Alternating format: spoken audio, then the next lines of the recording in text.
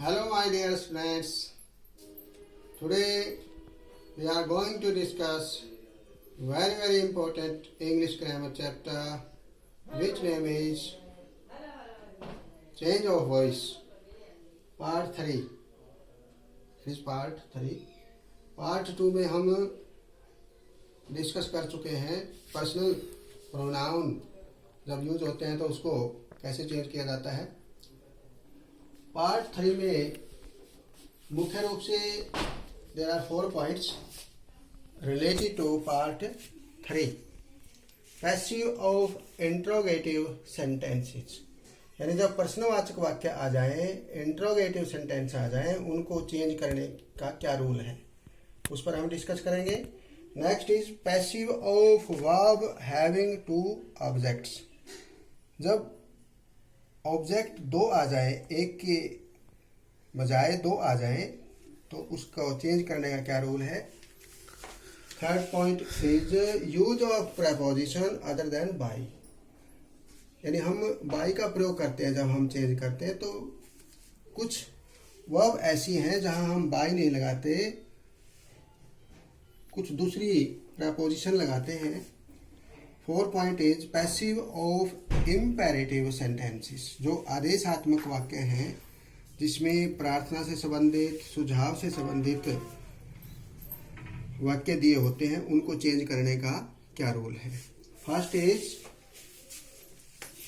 Passive of interrogative sentences. First sentence is do you drink coffee. Is do, do means simple present. Simple present में interrogative sentence में do या does का हम प्रयोग करते हैं और फर्स्ट फॉर्म लगाते हैं। It is active voice. अब इसको चेंज करेंगे तो as you know, simple present को जब पैसिव में चेंज करते हैं तो हम helping verb is am are लगाते हैं। तो कॉफी के साथ क्या लगेगा, सिंगुलर है ये, इज।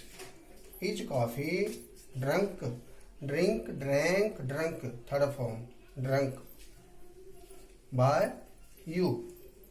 यदि इसमें इंट्रोगेटिव ना हो तो हम इसको पढ़ेंगे यू ड्रिंक कॉफी, फिर हम चेंज करेंगे इसको coffee is drunk by you, but it is interrogative. तो जो ये हेल्पिंग वर्ब है कॉफी इज की बजाय हो जाएगा इज कॉफी। तो ये हेल्पिंग वर्ब सबसे पहले सब्जेक्ट से पहले आ जाएगी और लास्ट में मार्क ऑफ इंटरोगेशन, प्रश्नवाचक चिन्ह। Next is did you write a letter. Did है यहाँ पर, यहाँ फर्स्ट फॉर्म है।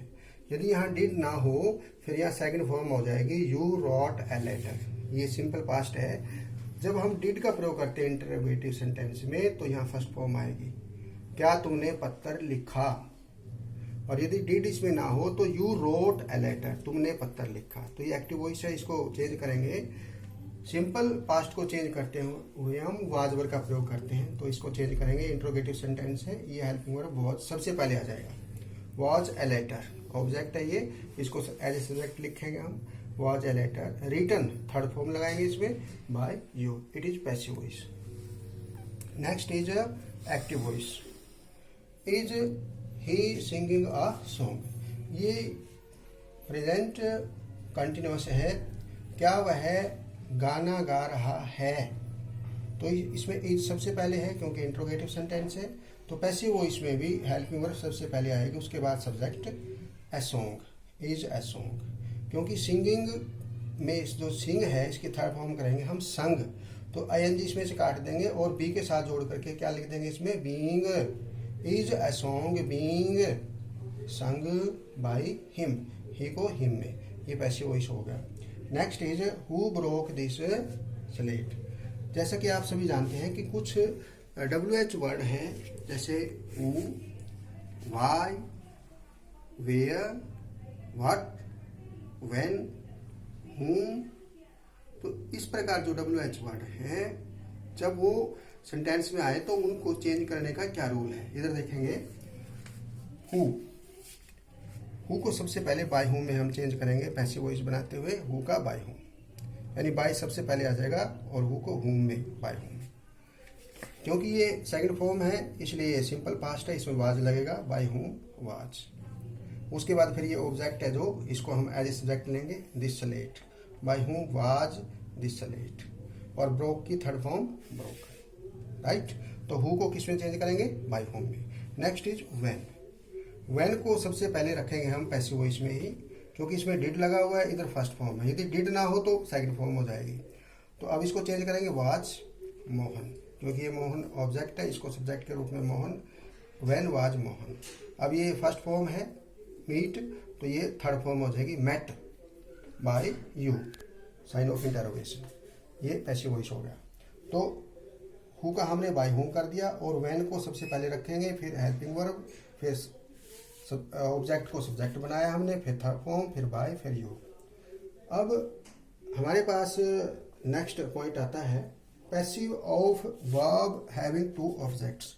जैसे हम यहाँ देखते हैं कि यहाँ हर एक में coffee, a letter, a song, the slate, इसी प्रकार मोहन, इसमें केवल सिंगल ऑब्जेक्ट है। But there are some sentences which have two objects. One is indirect object and second is direct object. अब इसमें देखेंगे हम as me object, a book is also object. ये भी ऑब्जेक्ट है, कर्म है, और ये भी कर्म है। इसमें दो कर्म है, दो ऑब्जेक्ट है। ये इनडायरेक्ट ऑब्जेक्ट है और ये डायरेक्ट ऑब्जेक्ट है, ए बुक। क्योंकि ये जो डायरेक्ट ऑब्जेक्ट है ये action, it is affected by action, ये एक्शन द्वारा अफेक्ट होता है। और मी क्या होता है, जो एक्शन को रिसीव करता है। Indirect object is which is received, which the action is received, जिसके द्वारा एक्शन किया जाता है। मी, हिम, अस, हर, कुछ भी हो सकता है यहाँ पर, जिसको हम इनडायरेक्ट ऑब्जेक्ट कहते हैं। And this is a book, a slate, a pen, a pencil, कुछ भी हो सकता है जो डायरेक्ट ऑब्जेक्ट है। तो इसको चेंज करने का रूल है, हम इसको पहले इनडायरेक्ट ऑब्जेक्ट से चेंज करते हैं। देखिए हम मे को किस में चेंज करेंगे, आई में, क्योंकि ये सेकंड फॉर्म है इसलिए इसमें वाज वर्ब का प्रयोग होगा। सिंपल पास्ट को जब चेंज करते हैं, I was given, third form है ये, a book, I was given, I, इसका आई हो गया, I was given a book. यानी थर्ड फॉर्म लगाने के बाद जो सेकंड जो डायरेक्ट ऑब्जेक्ट है उसको लिख देगा हम थर्ड फॉर्म के बाद, given a book by Sheela. क्या हम इसको डायरेक्ट ऑब्जेक्ट से भी बना सकते हैं? यस, बना सकते हैं। और आप ऐसे भी बना सकते हैं, ऐसे भी बना सकते हैं, दोनों ठीक है। जो भी आपको अच्छा लगे वो आप बना सकते हैं। नॉलेज आपको दोनों का पता होना चाहिए। अब डायरेक्ट ऑब्जेक्ट जो है ए बुक है, इससे हम स्टार्ट कर रहे हैं इसको, a book, it is a book was, क्योंकि इसमें आई वाज था, इसमें ए बुक वाज गिवन, यहाँ भी गिवन हमने लगाया था। अब यहाँ देखना है हमने, क्योंकि इसका मी करके चेंज हमने आई सबसे पहले लगा दिया था। अब इसको मी को चेंज नहीं किया हमने, क्योंकि डायरेक्ट ऑब्जेक्ट स्टार्ट में लिया है, तो मी से पहले टू लगेगा। A book was given to me. यदि हिम होता तो टू हिम हो जाता, हर होता तो टू हर हो जाता। गिवन टू मी, ये me, given to me by Sheela, by Sheela. तो ये जिसमें दो ऑब्जेक्ट होते हैं, डायरेक्ट और इनडायरेक्ट, किसी भी प्रकार से आप इनको चेंज करने का रूल ध्यान से देख सकते हैं। Next point is use of preposition other than by. कुछ वर्ब ऐसे होते हैं जैसे सेटिस्फाइड है, इंटरेस्टेड है, नो, कंटेन, सरप्राइज्ड, इनके साथ बाय का प्रयोग नहीं करेंगे, बाय नहीं लगाएंगे। बाय से अलग कोई अन्य प्रपोजिशन इसके साथ लगेगी। जैसे हम देखते हैं हिज वर्क सेटिस्फाइड मी, ये एक्टिव वॉइस है। अब इस मी को चेंज कीजिए, आई वाज सेटिस्फाइड विद। अब सेटिस्फाइड के साथ हमने क्या लगाया है, विद। यहाँ बाय हिज वर्क नहीं लिखेंगे हम, बल्कि लिखेंगे I was satisfied with his work, right. Next is my story interested him, he was interested in. अब इसमें इन का प्रयोग हुआ है। अब इसमें इन प्रपोजिशन लगी है बाय की जगह, इंटरेस्टेड इन माई स्टोरी, ये पैसिव वॉइस है। आई नो हिम, यदि वर्ब नो आ जाए तो हम टू का प्रयोग करते हैं, न कि बाय का। देखें कैसे, ही, हिम को चेंज किया हमने, ही इज, ये प्रेजेंट में है, सिंपल प्रेजेंट में है इसलिए इज का प्रयोग हुआ। He is known to me. यदि यहाँ सेकंड फॉर्म आ जाए I knew him, second form आ जाए फिर हम लिखेंगे he was known to me. तो ये फर्स्ट फॉर्म है is, he is known to me. This pot contains milk, milk is contained, milk is contained. अब ये फर्स्ट फॉर्म है, milk is contained in this pot, बर्तन, यानी इस बर्तन में दूध है। This pot contains milk. That news surprised me, I was surprised at. अब इसमें एट सरप्राइज के साथ हमने क्या लगाया, एट। तो हमने देखा कुछ वर्ब ऐसी होती हैं जिनको हमने ध्यान में रखना है कि वहाँ बाय नहीं लगता बल्कि बाय से अलग दूसरी प्रेपोजिशन लगती है। Next is passive of imperative sentences. Imperative sentences का आपको जैसे पता है जिसमें सब्जेक्ट नहीं होता, डायरेक्ट ऑब्जेक्ट वर्ब से स्टार्ट होता है। वर्ब से स्टार्ट होता है इम्पेरेटिव सेंटेंस। जैसे ओपन है, ओपन, इंसल्ट, लीव, हेल्प, इसमें हिडन होता है जो सब्जेक्ट होता है यू के रूप में जो लिखा नहीं जाता। तो ये इम्पेरेटिव सेंटेंस है जिसमें आदेश भी हो सकता है, रिक्वेस्ट भी हो सकती है, एडवाइस भी हो सकती है। आदेशात्मक भी हो सकता है, इसमें सुझावात्मक भी हो सकता है, इसमें हम प्रार्थना भी करते हैं। तो इस प्रकार सेंटेंसेस देखें। First sentence is open the door. इसको हम क्योंकि इसमें हमें दिखाई देता है कि ये जनरल सेंटेंस है, इसमें कोई आदेश, कोई रिक्वेस्ट नहीं है, कोई सुझाव नहीं है, तो इसमें हम इसको लेट से स्टार्ट करते हैं। लेट, सबसे पहले लेट लगाएंगे और फिर ऑब्जेक्ट। ऑब्जेक्ट क्या है, the door, late the door. फिर उसके बाद क्या लगाएंगे, बी, ये बी लगाएंगे, यानी लेट बी से स्टार्ट करेंगे इसको, लेट और बी। और बीच में क्या आ जाएगा, ये सब्जेक्ट, क्योंकि ये ऑब्जेक्ट था, ये एज ए सब्जेक्ट लगाया हमने, लेट द डोर बी। ये ऑब्जेक्ट है तो लेट लगाया, फिर ये ऑब्जेक्ट द डोर, फिर बी, फिर थर्ड फॉर्म, क्योंकि पैसिव वॉइस में हमेशा थर्ड फॉर्म का प्रयोग होता है, ओपन। अब इसमें प्लीज है, यहाँ open the door, late the door be open. यदि यहाँ प्लीज आ जाए तो फिर हम रिक्वेस्ट से इसको स्टार्ट करेंगे, यू आर रिक्वेस्टेड। प्लीज को यहाँ से हटा देंगे इसको, फिर लिखेंगे हम you are requested.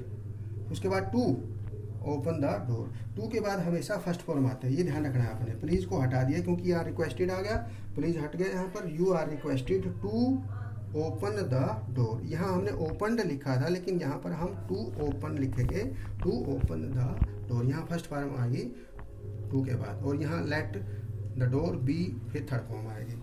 Next is do not insult your elders. अपने बड़ों का अपमान मत करो, ये हमें सुझाव दिया गया है, तो हम इसको एडवाइस से स्टार्ट करते हैं। यू आर एडवाइज्ड, क्योंकि ये डू नोट है यहाँ पर, इसलिए यहाँ नोट का प्रयोग होगा। You are advised not to, ये नोट आ जाएगा, डू हिमेश कट जाएगा, not to. You are advised not to insult your elders, right. Leave the room at once. हम कहते हैं leave the room at once, एकदम कमरा छोड़ दो, जोर से कहते हैं एकदम कमरा छोड़ दो, leave the room at once. तो हमने किसी को ऑर्डर दिया है, तो ऑर्डर के लिए हम क्या यूज करेंगे, देखेंगे इसमें, you are ordered, you are ordered to leave, you are ordered to leave the room at once. तो इसमें आदेश दिया है, इसलिए हमने जोर से किसी को आदेशात्मक वाक्य में हमने पुकारा है, तो आदेश ordered, you are ordered. Help the poor, ये सुझाव है, इसमें हमने इसमें सुझाव दिया है, गरीबों की सहायता करो।